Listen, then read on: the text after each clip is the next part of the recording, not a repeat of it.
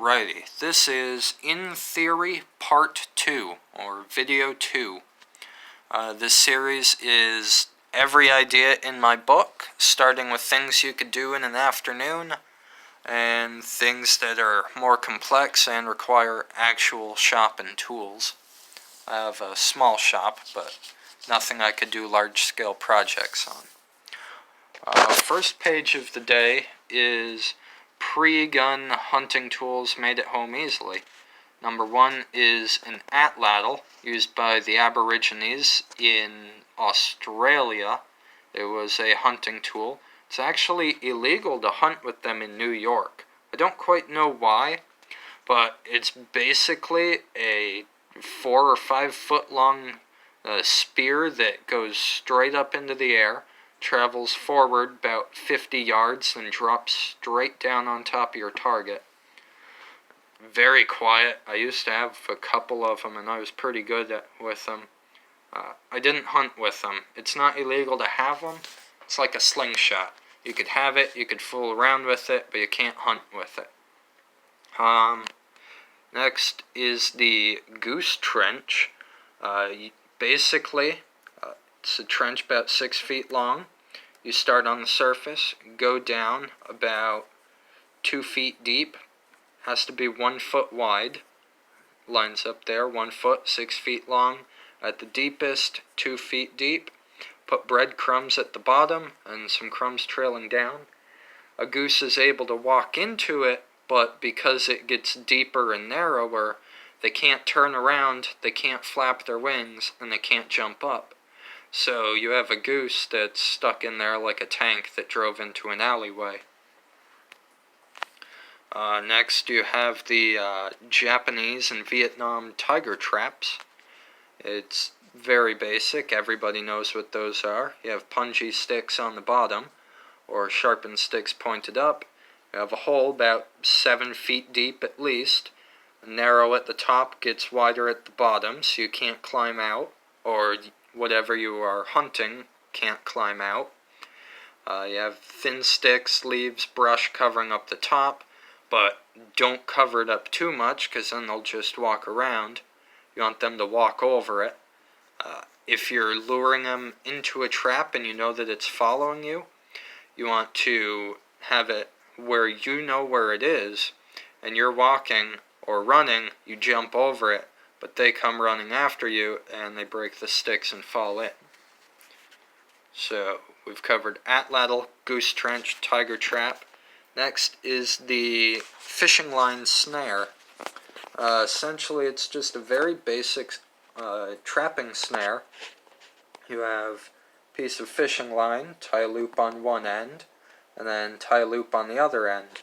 You put that one of the loop through the fishing line so that it'll slide in and out. You hook that one loop onto a tree or something, and you have the big loop that slides in and out on hanging loose.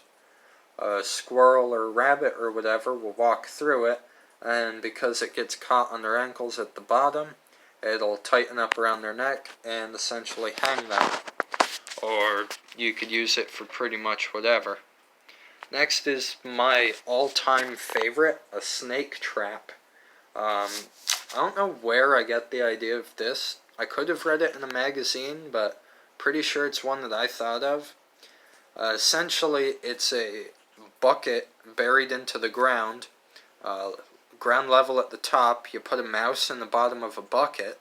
A 55-gallon drum is what I had originally thought of, but didn't have enough room on the page. So you cut the top off, snake comes up, sees the mouse, goes in, eats the mouse, can't get out because it's a perfect cylindrical bucket, and you can't really slither up the sides. Anything on the back? Nope. Alright, next page. We have a dog water system from my bicycle. I was gonna build this like last month or something for my dog to have water when I go on bike runs, but I got a collapsible dog dish and a water bottle holder, and those worked out pretty good. Basically what this is You have 1-inch PVC pipe pole, a threaded cap or whatever cap that you could easily pop off on the top, a ball valve on the bottom or whatever type of valve for liquids like a garden hose, but you have to be able to turn it on and off easily. And you have a 4-inch PVC end cap on the bottom that's hooked onto there permanently. You have a few straps on the side, bolt it to the front forks of your bike, take off the cap, fill it up with water with the valve closed, put the cap back on, set you have a tube of water. When you stop to let your dog get a drink, you open up the valve, then you close it so that it's got water in it, and you still have water in the tube. The dog gets a drink, and then you keep biking, still have water, still have the dish mounted on the front forks, not going to go anywhere. Last page, or maybe I'll go through another if I have time. Here is a game I wanted to make for a mobile app store, like one of them cell phone games. Very basic. I don't want to read everything because that'd be boring, but I can. So essentially, that's your cell phone screen. You have one of those whatever things, a grid, a couple of different shapes. Each shape has a different amount of points on it. The game is called 21s. The rules are you must score 21 points for 3 stars, 21 to 25 points, 2 stars, 21 to 15, 2 stars, 15 to 10, 1 star, 25 to 30, 1 star, any other is 0. Basic way it works is the ball bounces off the point blocks. Ball must land in the starting zone to finish. Level 1 through 5 open, must get 10 stars to unlock 6 through 15, 25 to get 16 to 25, and so on like that. So that, like, whatever the game was that you had to get points to go to the next level. And then, each round, the blocks shuffle or shift so that there are endless rounds, and they're always changing, but it's always possible to reach 21 points. So essentially, on release, there would be endless rounds. It would just count up each time and multiply how many of whatever's you need. Basic point system is triangle is 5 points, square is 1 point, circle is 12, diamond is 2. The grid is the start and end. You have that pool cue or whatever, where you spin in a circle, launch it, bounces around. And it only ends when the ball gets in the end zone. So just a very basic app store game that somebody would download on a boring day or whatever. Alright, what's next? Grocery list goes over there. Cover of my book. I think I went over this. Here's a classic one I'll show you. Right here is the first actual pistol that I designed and wanted to build. It's along the lines of a Liberator pistol. This is before I knew how semi-automatic, how blowback action and all that stuff worked. So what it is, you have your slide, a fixed firing pin, moves forward and back freely, a locking system to lock it open, a spring right there to eject the empty shell when you pull it back, hinge door so that you can pop shells in and out, basic trigger, basic locking system, basic open firing pin. The slide has hooks on there, so you pull it back, it locks, put in a shell, then you unlock it with that little lever thing there, slams forward with the slide, covering up the chamber, pull the trigger, firing pin slams forward, fires, then you pull back the slide, relocks the firing pin, you pop out the shell, that spring pushes it out, and then slide goes forward. You have a container with shells in the handle, not sure if I said that already, the front and the back. I like the raised sights that are on the 5.7. I find that those are a lot cooler than any other sights. blank on the back. What else have I got in here? Basic things I wrote down. CV Tech for reading a ruler. That place wanted me to go kindergarten class all over again. I wasn't a fan of them. Teacher wasn't very nice, but I liked it. I'm out of time now. Basic gardening system. I'll go over this in my next video, unless I have time now. So basically it's a soda bottle that you cut the bottom off of, and you run a hose or a cotton wicking from the top, the cap, to a cup of water, so that it'll soak up water, drip it down. The clear bottle is to shine light through, collect heat, like a greenhouse, but a soda bottle.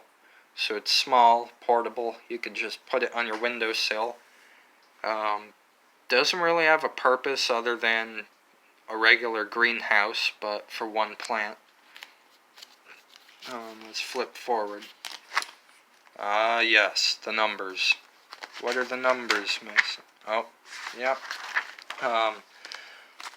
You might wonder what the hell is going on here. Pages with all these numbers. I was given a padlock and nobody knew the combination of it. So I went through, tried every single possible combination. I wrote them all down so I knew which ones I tried and which ones I didn't. And long story short, I tried every single possible combination to open that padlock. If I remember correctly, I think I missed one and it didn't open, or one of them opened and I forgot to write it down, but I know it opened. I just don't know which combination it was because I've got so many pages. Helping my friend with geometry because he didn't understand how you double stuff or whatnot. I don't remember why. That was me watching the YouTube video to figure out how to cheat on opening combination locks. But that was before I knew that YouTubers made troll videos and clickbait and stuff. What's this page? I 3D printed a master key to try and open another padlock. It kinda worked. I opened it, but the key broke easily. I had like 15 model keys, because each key I changed it by 1/1,000,000th of a centimeter. That's what all the tiny numbers are. Basic trace, basic drawing out. That's the side of the key, or the front and whatnot. That's what the key looked like after. It was orange, very cubical. V15 do not duplicate made on it. I used to be pretty good with 3D printers. I still know how. Something I did so much it burnt its way into my brain. I used to 3D print everything. Yeah, that's how to make purified hydrogen using electrolysis. Just run electricity through water, short-circuiting it, run it through water. I don't know what separates it. What is this? Oh, I don't think I should go through that. That'll be for another video. Basic electrolysis, because I was interested in how to separate water and then how to put it back together. I think this was like